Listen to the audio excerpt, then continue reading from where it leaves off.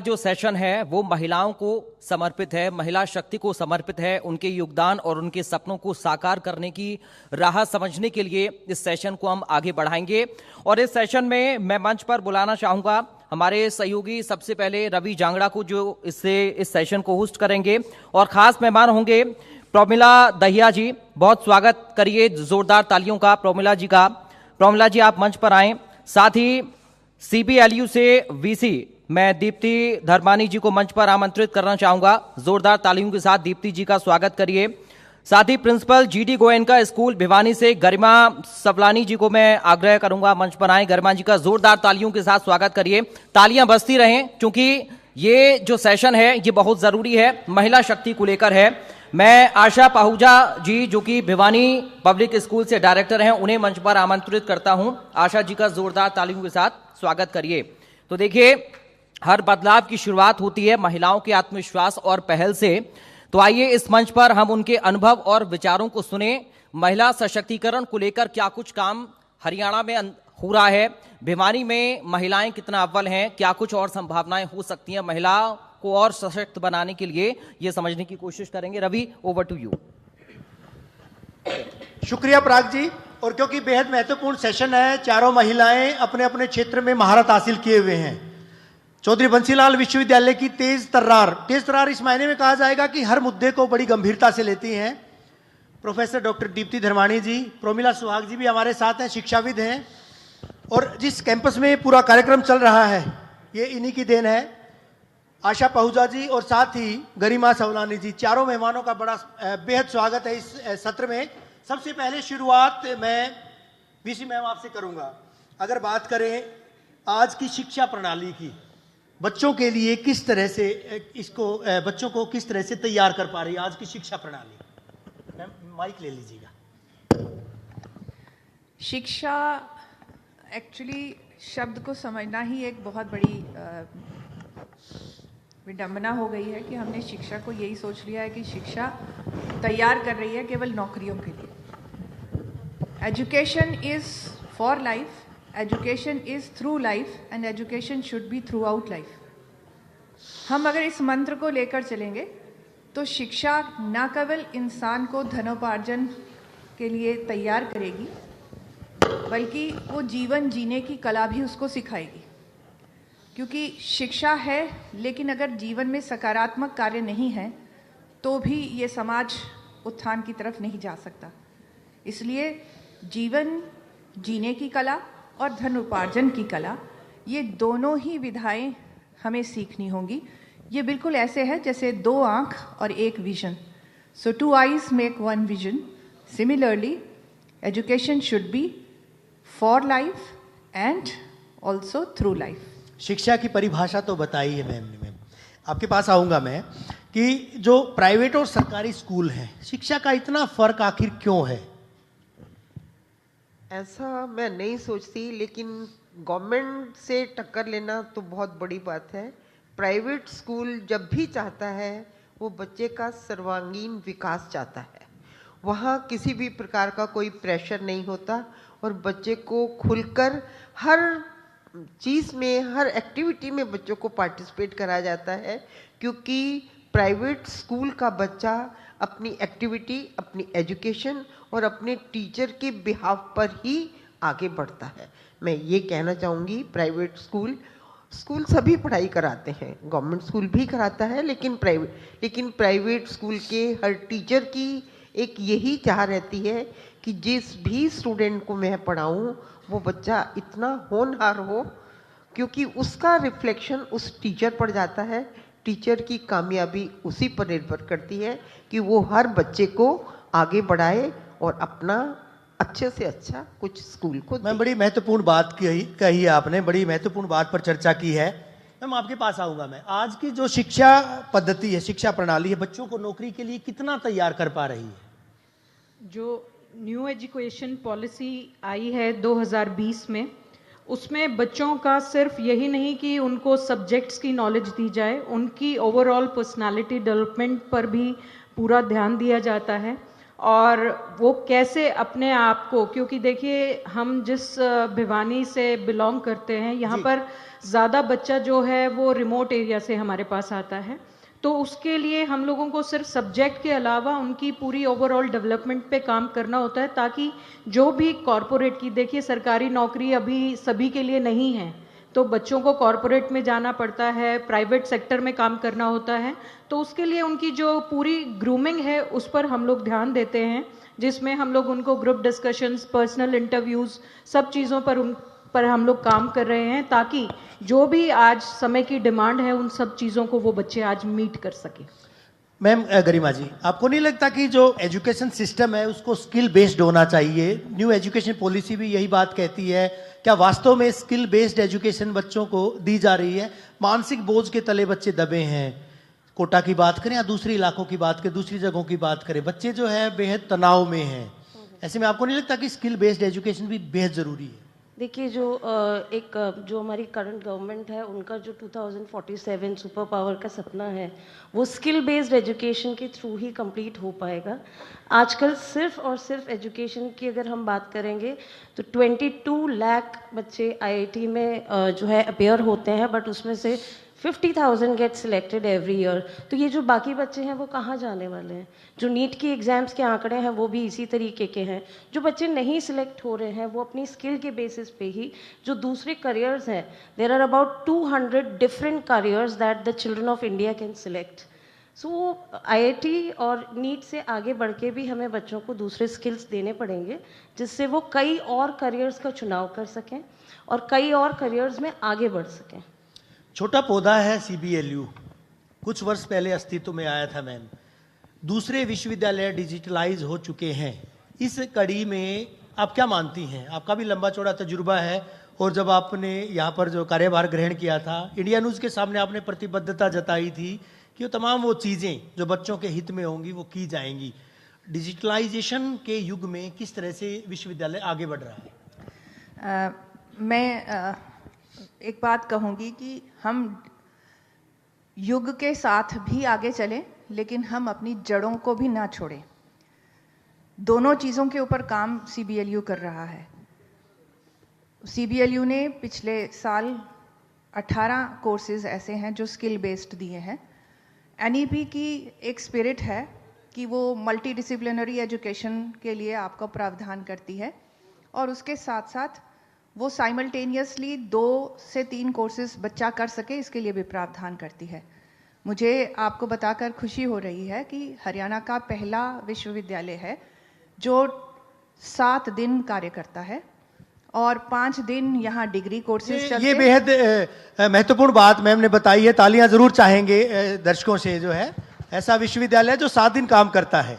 5 दिन यहाँ degree courses चलते हैं और 2 दिन सैटरडे और संडे जो है वो डिप्लोमा कोर्सेज चलते हैं। हमारे 17 कोर्सेज ऐसे चल रहे हैं, और ये जो 17 कोर्सेज हैं इसमें कंप्यूटर एजुकेशन का भी कोर्स है, फोरेंसिक इन्वेस्टिगेशन भी है, साइबर सिक्योरिटी भी है, ड्रोन टेक्नोलॉजी भी है, फ्रेंच लैंग्वेज भी है। आप बहुत आधुनिक जो पाठ्यक्रम हैं वो भी यहाँ पर दिए जा रहे हैं, और मैं आपको ये बताते हुए भी हर्ष महसूस कर रही हूँ कि इनमें से कई ऐसे कार्यक्रम हैं जो इंडस्ट्री से इंटीग्रेटेड हैं। इंडस्ट्री आकर के ट्रेनिंग देती है, खास करके ड्रोन टेक्नोलॉजी और साइबर सिक्योरिटी में, दोनों में ही काम जो है वो इंटीग्रिटी के साथ, इंडस्ट्री के साथ हो रहा है। डिजिटलाइजेशन धीरे धीरे हम आगे बढ़ रहे हैं। पीएम उषा के अंडर हमें 3 करोड़ रुपए का जो है एड हमें दी जा रही है, जिससे हम स्टेम लैब्स अपनी इस्टेब्लिश करने जा रहे हैं। 300 कंप्यूटर हम अपने खरीदेंगे, बहुत ही हाई कॉन्फ़िगरेशन के कंप्यूटर्स होंगे और बहुत ही बढ़िया किस्म की लैब यहाँ पर बनेगी। 2 करोड़ रुपए की मीडिया लैब भी बनने जा रही है। तो हम शीघ्र ही डिजिटलाइजेशन की तरफ जा रहे हैं, और मुझे लगता है कि 26-27 का सेशन ऐसा होगा जिसमें हम एक और एक्सपेरिमेंट करने जा रहे हैं, जिसमें हम सीबीटी कंप्यूटर बेस्ड टेस्ट जो हैं वो शुरू करेंगे।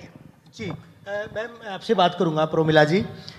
12वीं के बाद छात्रों के पास सही जो करियर गाइडेंस है उसकी कमी रहती है। बच्चे ये तय नहीं कर पाते। हालांकि अब जो नई जो शिक्षा नीति आई है उसमें तो साइंस के बच्चे आर्ट भी पढ़ सकेंगे, साइंस के बच्चे फिजिकल एजुकेशन भी पढ़ सकेंगे, वो तमाम चीज़ें आई हैं। बच्चे चुनाव नहीं कर पाते हैं इस तरह से। आपको नहीं लगता कि सबसे पहले ये प्राथमिकता दी जानी चाहिए कि बच्चे कम से कम अपने जिस फील्ड में जाना उसका चुनाव कर पाएँ, क्योंकि 11वीं 12वीं तक बच्चों को पता ही नहीं चल पाता है।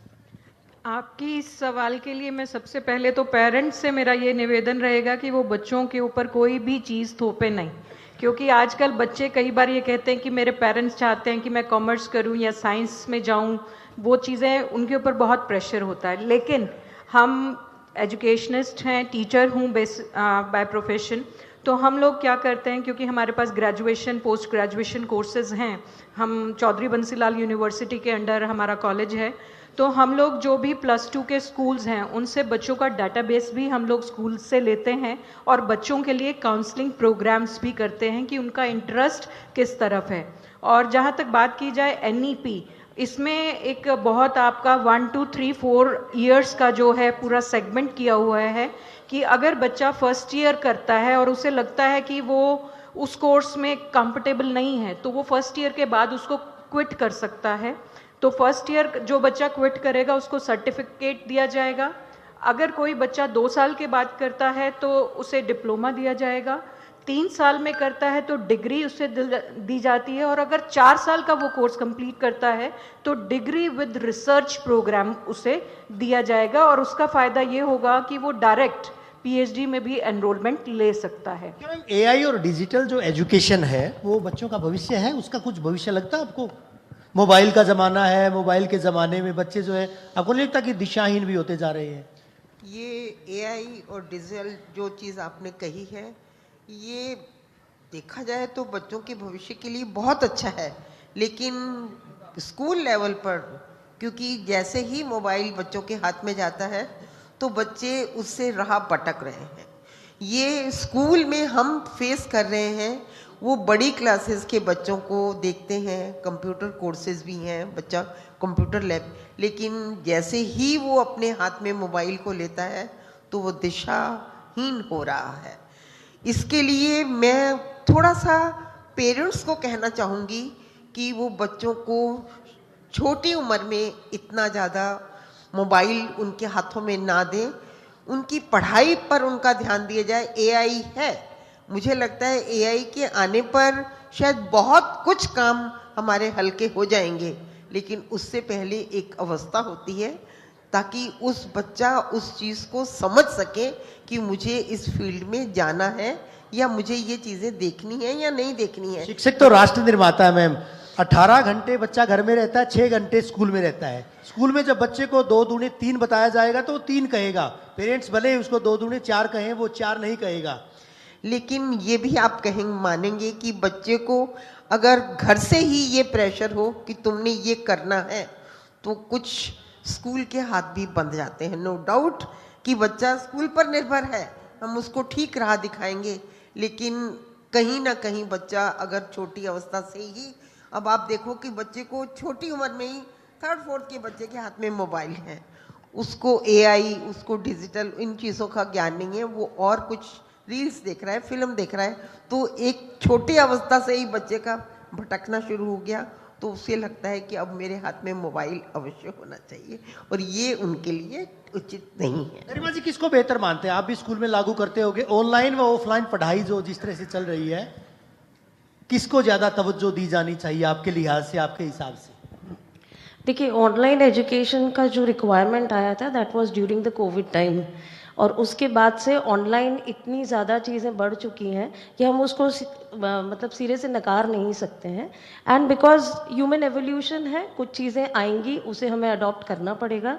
Online is a convenience, offline is definitely a requirement, जहाँ पे बच्चा ह्यूमन स्किल्स सीखता है, सोशल एडेप्टेशन काफ़ी सीखता है वो, बट ऑनलाइन को हम नकार नहीं सकते हैं। So it's a combination of both. And yes, जैसा मैम ने कहा कि काफ़ी स्टेजेस पे उसको हमें चेक पॉइंट्स लगाने पड़ेंगे कि बच्चा क्या कंटेंट देख रहा है ऑनलाइन, किन चीज़ों में इन्वॉल्व हो रहा है, और वो स्कूल और परिवार, उनका घर, उस दोनों तरफ से ये होना बहुत ज़रूरी है। लेकिन भारत गांव का देश है, प्रदेश की अगर बात करें वो भी गांव पर आधारित है, लेकिन अगर बात करें गांव में तो डिजिटल एजुकेशन पहुंचाना इतना, आपको लगता है कि इतना संभव है, इतना आसान है उसको कि गांव गांव तक पहुंचाया जा सकेगा? शहरों में बड़े स्कूल हैं, लेकिन आज भी जो गांव के बच्चे हैं, साधनहीन हैं, उन तक इस तरह की शिक्षा कैसे पहुंचाई जाए? देखिए, उसके लिए बहुत सारे प्रोग्राम्स हमें चलाने पड़ेंगे। गाँव में इस चीज़ों के लिए अवेयरनेस देना बहुत ज़रूरी है, क्योंकि अल्टीमेटली ये चीज़ें आएंगी, आप इसे रोक नहीं सकते हैं। ह्यूमन एवोल्यूशन की जैसे मैंने बात की, तो पहले साइंस वर्ड को लेके भी कहा जाता था कि साइंस एक आविष्कार जो है वो बून है या कर्स है, मतलब वरदान है या श्राप है। लेकिन साइंस अब हमारे दिनचर्या की एक एक चीज़ में घुस चुका है। साइंस के बिना हम कुछ नहीं कर पा रहे हैं। तो इसी तरीके से जो इंटरनेट है, जो डिजिटलाइजेशन है एजुकेशन का या किसी भी चीज़ का, वो सब जगह जाएगा। और उसके लिए हमें ही एज अ सोसाइटी और गवर्नमेंट को और डिफरेंट जो ऑर्गेनाइजेशंस हैं, एनजीओज हैं, उन्हें इसके लिए पहल करनी पड़ेगी। मैम कुछ कह रहे थे आप डिजिटल शिक्षा को लेकर? डिजिटलाइजेशन के ऊपर जैसे हम बात कर रहे हैं, अब जो न्यू नॉर्म बनने जा रहा है, new normal norm hybrid education का होगा। AI is very very powerful tool, और उस टूल का सही इस्तेमाल सबसे पहले तो टीचर सीखेंगे।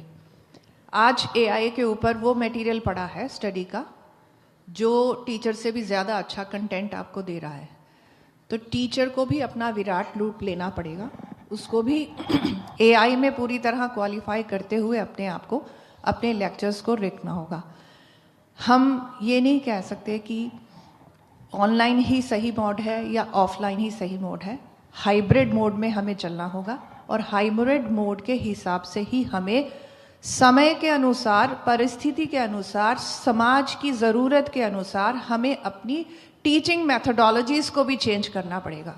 टीचर आज भी यही सोच रहा है कि बच्चा क्लास में आएगा, 1 घंटे पौने घंटे का लेक्चर सुनेगा, वो अब बच्चा उससे बाहर आ चुका है।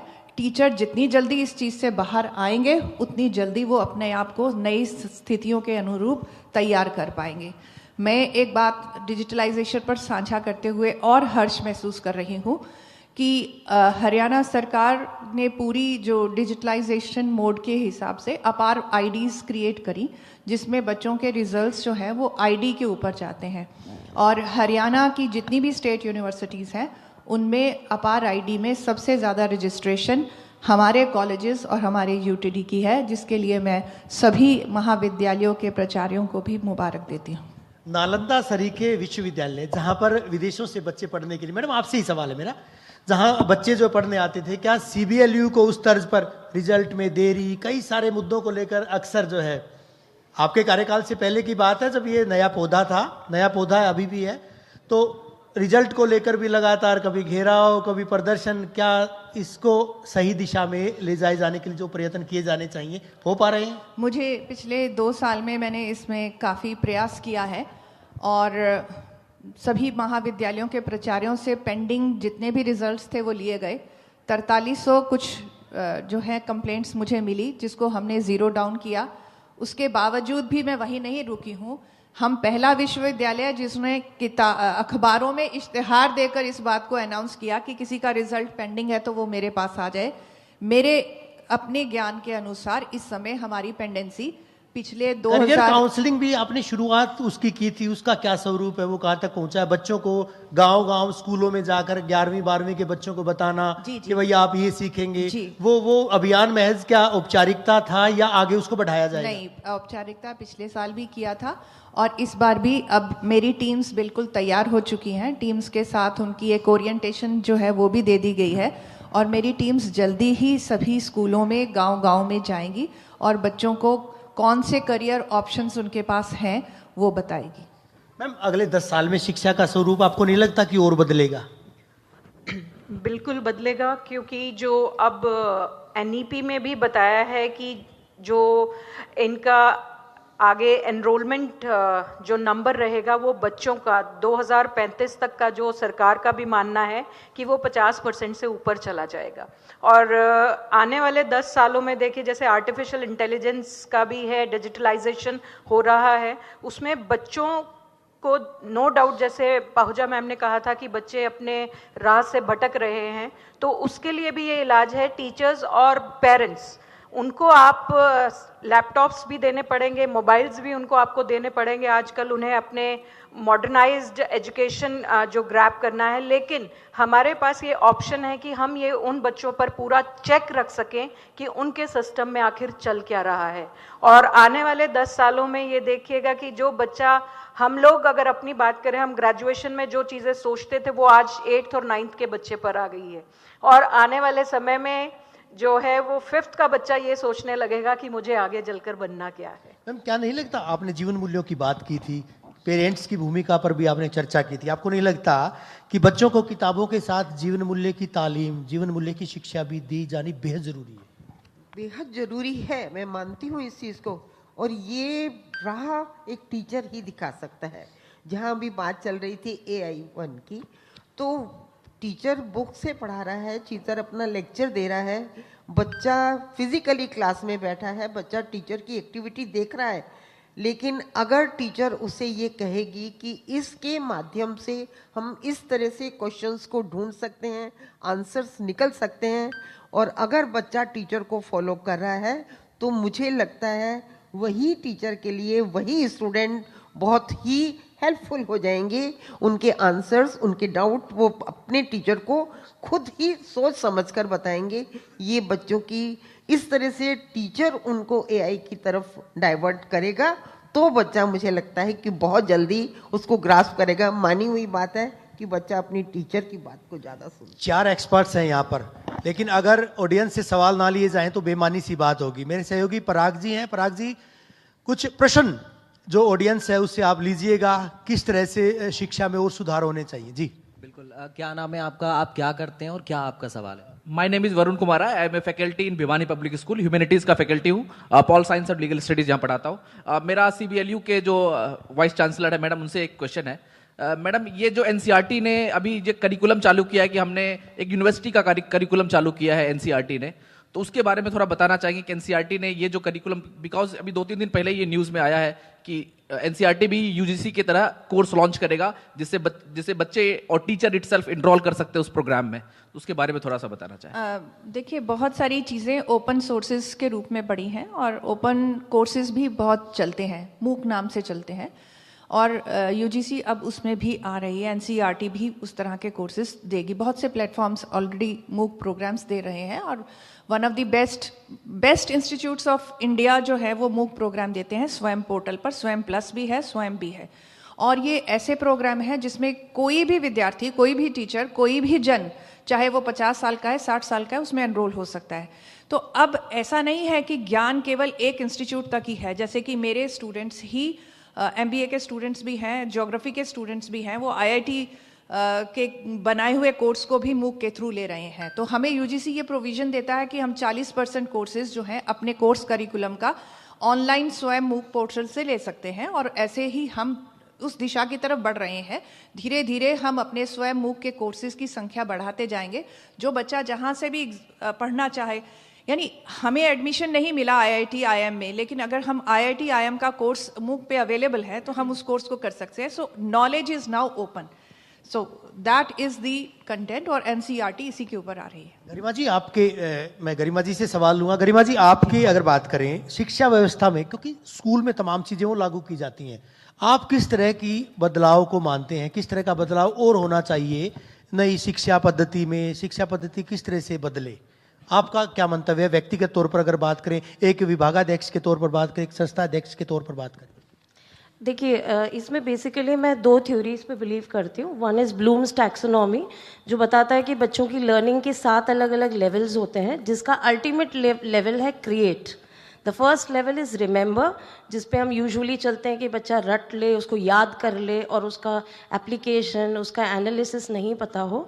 तो ब्लूम्स टैक्सोनॉमी पे बिलीव करना बहुत इम्पॉर्टेंट है, क्योंकि वो ह्यूमन ब्रेन की जो अल्टीमेट एक कैपेबिलिटी है क्रिएट करना, उस तक ले जाने की बात करते हैं। सेकंड, देखिए, जो NEP हमें बताती है कि ब्लेंडेड एजुकेशन बहुत ज़रूरी है। अगर मुझे मैथ्स पसंद है, उसके साथ मैं इकोनॉमिक्स पढ़ना चाहती हूँ, या उसके साथ मैं इंग्लिश लिटरेचर पढ़ना चाहती हूँ, तो वो एक स्टूडेंट को फ्रीडम मिलना बहुत ज़रूरी है। कि वो ये सब पढ़ सके। सो आई थिंक अगले कुछ 5-10 सालों में NEP के जो एप्लीकेशन हो जाएंगी उसके साथ काफ़ी सारे स्कूल्स और कॉलेजेस में भी बदलाव आएंगे जिसमें इस तरीके की चीज़ें बच्चों के लिए शुरू होंगी। उसके साथ ही हमें मल्टीपल इंटेलिजेंस थ्योरी पे भी काम करना चाहिए कि there are 8 different multiple intelligences in children, जिसमें अलग अलग टाइप की इंटेलिजेंस हर बच्चे में हो सकती है। किसी बच्चे में 1, किसी बच्चे में 3-4 के कॉम्बिनेशंस में भी हो सकती है। तो उन सब चीज़ों पे अभी आज के स्कूल्स को, आज के कॉलेजेस को काम करना बहुत ज़रूरी है। जी पराग जी कुछ पूछ रहे थे। मैडम एक और क्वेश्चन है मेरा। माय क्वेश्चन इज कि क्या ये डिग्रियां जो है वो वैलिड है? जिस तरह से IIT से कोई बच्चा बीटेक करता है या एम्स से डॉक्टर बनता है या NLU से LLB की डिग्री लेता है, क्या वो जो डिग्री ऑनलाइन ले रहा है क्या वो डिग्री उतनी ही वैलिड होगी जितना वहां से ले रहे हैं? One question. And another question कि क्यों नहीं UGC जो है वो LLM जैसे कोर्स है या LLB जैसे कोर्स है उसको ऑनलाइन क्यों नहीं लॉन्च कर रहा? बिकॉज काफी ज्यादा प्रॉब्लम हो रही है कि बच्चे, जैसे मैं एक टीचर हूं यहाँ पर और मैं वकील बनना चाहता हूं, तो मैं को या तो मुझे नौकरी छोड़ना पड़ेगा या तो मुझे ये कोर्स ऑनलाइन नहीं ले सकता हूं मैं। तो ये इस चीज पे भी थोड़ा सा मुझे बताएं। हाँ, जितनी भी हायर एजुकेशन है वो सब अलग अलग अथॉरिटीज़ के अंडर आती है। अब भारत सरकार ने एक नियम बना करके एक अलग से अथॉरिटी बना दी है, हायर एजुकेशन अथॉरिटी, जिसमें बहुत सारी जो स्टैट्यूटरी बॉडीज़ थी वो मर्ज हो गई हैं, लेकिन उसमें BCI और MCI अभी मर्ज नहीं हुई है। तो BCI जितने भी कोर्सेज लॉ के होते हैं वो BCI से रेगुलेटेड होते हैं, तो जब तक BCI उसको ऑनलाइन के लिए अलाउ नहीं करेगी तब तक नहीं किया जा सकता। बाकी जगह जो जो अथॉरिटीज़ उनको कर रही हैं वो दे रहे हैं। जहाँ तक लॉ की बात है उसमें LLM को वो रेगुलेट नहीं करते हैं, सिर्फ ग्रेजुएशन कोर्स को, इंटीग्रेटेड प्रोग्राम्स को रेगुलेट करते हैं जिसमें ओपन कोर्सेज नहीं है। लेकिन ओपन कोर्सेज के लिए भी सरकार का एक नियम है कि जो A ग्रेडेड यूनिवर्सिटीज़ हैं वही ऑनलाइन दे सकती हैं, डिस्टेंस मोड्स में दे सकती हैं। तो हमारे यहाँ 3 यूनिवर्सिटीज़ हरियाणा के अंदर देती हैं, जिसमें कुरुक्षेत्र, GJU और MDU देती हैं। यहाँ से आप कोई भी online course parallel to normal degree course भी आप कर सकते हैं। आखिरी कमेंट तमाम मेहमानों से मैं चाहूंगा, मैम आपके पास आऊंगा। आपको लगता है कि भारत जो है विश्व में उसी तरह से वर्ल्ड क्लास एजुकेशन हब बन सकता है? जिस तरह की नीतियां हैं, जिस तरह की पॉलिसी लागू की जा रही है, नई शिक्षा नीति की बात करें, जिस तरह की न्यू एजुकेशन पॉलिसी में जो नीतियां अपनाई गई हैं, बेधड़क जिसके लिए मैं कुछ कहना चाहूँगी कि भारत में ये एक ऐसा परचम लहराएगा एजुकेशन का जो कोई भी देश इस चीज़ को नहीं कर पाएगा, और भारत उसमें नंबर 1 पे रहेगा, क्योंकि भारतीय उनके संस्कारों में ये डाला गया है कि टीचर एक माननीय है, टीचर एक पूजनीय है, और भारत का एक एक बच्चा इस चीज़ को मानता है, भारत का एक एक वासी मानता है। और यही कारण है कि पूरे दुनिया के अंदर भारत ही एक ऐसा देश होगा जहाँ एजुकेशन की मान्यता होगी, पूजनीय होगा, क्योंकि हमारे संस्कारों में यही लिखा है और हम भारत को एक हब बनाकर ही अभी और सवाल आएगा। ये सवाल खत्म नहीं हो रहे हैं रवि।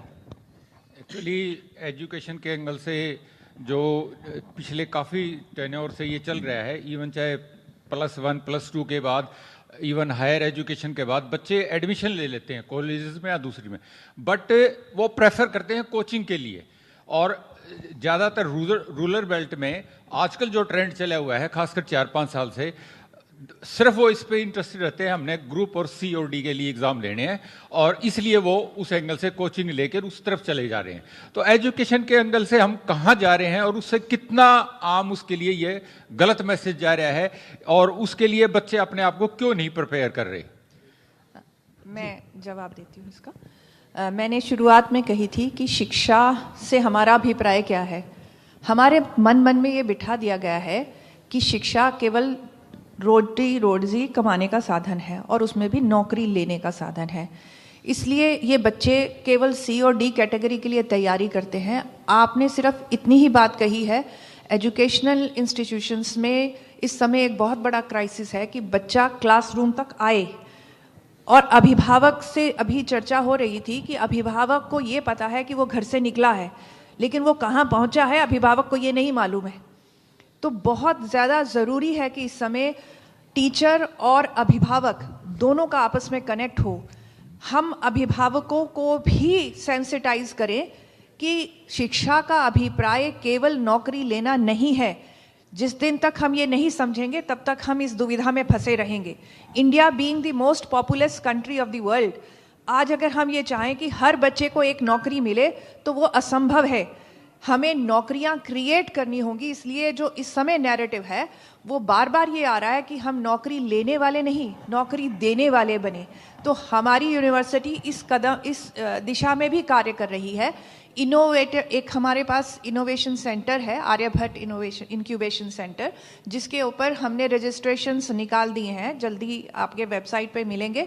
जो बच्चे भी अपना बिजनेस करना चाहते हैं, अपना काम करना चाहते हैं, हम उनको उसमें रजिस्टर करेंगे, उनको काम करने के लिए प्रोत्साहित करेंगे, रास्ता दिखाएंगे, उनको स्केल अप करने के लिए और उनके लिए मार्गदर्शन देंगे। और इस तरह वो बच्चे स्टार्टअप करेंगे तो वो केवल एक व्यक्ति अपना रोजगार नहीं ले रहा है, वो कई लोगों के लिए रोजगार उत्पन्न करेगा। भिवानी शहर अपने आप में बहुत पवित्र शहर है और मुझे उम्मीद है कि यहाँ के लोग हमारे साथ मिलकर एक नई दिशा बनाएंगे लोगों के लिए, बच्चों के लिए और युवाओं के लिए, जहाँ पर बच्चे केवल नौकरी नहीं ढूंढेंगे, वो नौकरियों का सृजन करेंगे। कुछ और सवाल हैं ma'am? Promila ji. Yes, I am the Poonam, headmistress of Bhiwani public school. Ma'am एक क्वेश्चन है मेरा कि बच्चे जो हैं बहुत ज़्यादा एकेडमीज़ की तरफ मूव हो रहे हैं मैम, और हम लोगों को स्कूल्स में ये प्रॉब्लम आती है मैम, पेरेंट्स बाहर से कन्विंस होकर एकेडमीज़ में जा रहे हैं, फिर एक साल बच्चा वहाँ रहता है, प्रॉब्लम होती है, उसका माइंडसेट भी ख़राब होता है, और अगेन फिर वो लोग यहाँ आ रहे हैं, या फिर पेरेंट्स ये प्रेशर कर रहे हैं कि आप डमी उनको एजुकेशन दे दो कि बच्चा ना आए और डमी एजुकेशन दे दो। तो बहुत ज़्यादा जो है बच्चा सफ़र कर रहा है इस चीज़ में। तो आप लोग क्या ओपिनियन है मैम एकेडमीज़ को लेकर प्लीज़? मैम मैं तो इसे ये मानती हूँ कि इसमें कहीं ना कहीं अभिभावकों का एक डिसीजन है, जहाँ वो बच्चे को दो नाव में सवार कर देते हैं कि एक तो उन्हें लगता है कि बहुत जल्दी वो प्रिपेयर हो जाए, इसीलिए आप देखेंगे जो NEP के जो स्कूल्स एजुकेशन के लिए हैं उसमें एज लिमिट कर दिया गया है, वरना 2.5 साल का बच्चा होते ही पेरेंट्स सोचते हैं कि भाई ज़्यादा बोलने लगा है क्योंकि उसको मोबाइल से बहुत कुछ सीख चुका होता है। तो अभी मैंने बोला था पहले भी कि हम जो ग्रेजुएशन में हमारा सोच थी कि अब हमें आगे क्या करना है, वो बच्चों की 8, 9, 10th में ही आ गई है। और पेरेंट्स का जो एक कंपैरिजन है मैम दूसरों के बच्चों के साथ, देखिए हर बच्चे का अपना एक मेंटल लेवल है, अपना एक परफॉर्मेंस लेवल है, तो हर बच्चा वो सब चीज़ें नहीं कर सकता, हर किसी के अंदर अपना एक टैलेंट अलग है। लेकिन मैम जो ये जो अकेडमीज़ में जो बच्चों को भेज रहे हैं, इधर से नॉन अटेंडिंग स्कूल्स में बच्चे करवा रहे हैं, इस चीज़ से मैं तो बिल्कुल एग्री नहीं करती हूँ, क्योंकि जो चीज़ उसे वहाँ स्कूल में अभी सीखनी है, जैसे अब बच्चे 12th के बाद बहुत बच्चे ड्रॉप आउट लेते हैं, ड्रॉप्स लेते हैं, तो वो ले सकते हैं, लेकिन मैम जो स्कूल एजुकेशन में जो +2 तक बच्चा टीचर की निगरानी में रहेगा, क्योंकि और +2 के बाद वो कॉलेज लाइफ जीता है, लेकिन जब वो 8 से ही एकेडमी में जाने लगा तो वो बच्चे के ऊपर वो डिसिप्लिन वो अकेडमीज़ नहीं करती हैं, क्योंकि वो एक कमर्शलाइज चीज़ है, वो बिजनेस है, और उनके लिए बच्चा पढ़ रहा है तो ठीक है, नहीं पढ़ रहा है तो ठीक है, लेकिन जब बच्चा स्कूल में है तो टीचर की अकाउंटेबिलिटी है, पेरेंट्स आकर पूछ सकते हैं। तो और इसीलिए मैं तो सभी पेरेंट्स, सभी अभिभावकों से यही रिक्वेस्ट करूंगी कि एटलीस्ट +2 बच्चे को स्कूल से करने दें। स्कूल में जो बच्चे को संस्कार संस्कृति सिखाई जाएगी वो कहीं और नहीं सिखाई जा सकती, क्योंकि स्कूल एक ऐसी जगह है जहाँ पर पेरेंट्स बेधड़क अपने बच्चे को भेज देते हैं। जब बच्चा छोटा भी होता है, फर्स्ट टाइम स्कूल जाता है, एक स्कूल ही ऐसी जगह है जहाँ पर वो टीचर के हवाले माँ बिल्कुल निश्चिंत होकर घर चली जाती है कि मेरा बच्चा सेफ है। तो स्कूल का वो स्कूलिंग जो है वो 12th करने दें, उसके बाद बच्चों के ऊपर प्रेशर तो देखिए कभी किसी पर ना डालें।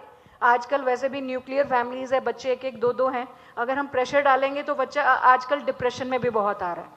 हम लोग काउंसलिंग कर रहे हैं NGO के थ्रू, तो उसमें आप देखेंगे कि जो हमारे पास डिप्रेशन के केसेस आ रहे हैं वो बच्चा 14 साल से लेके 24 साल, ये 10 साल का बहुत सारे पेशेंट्स अभी भी हमारे पास एनरोल्ड हैं।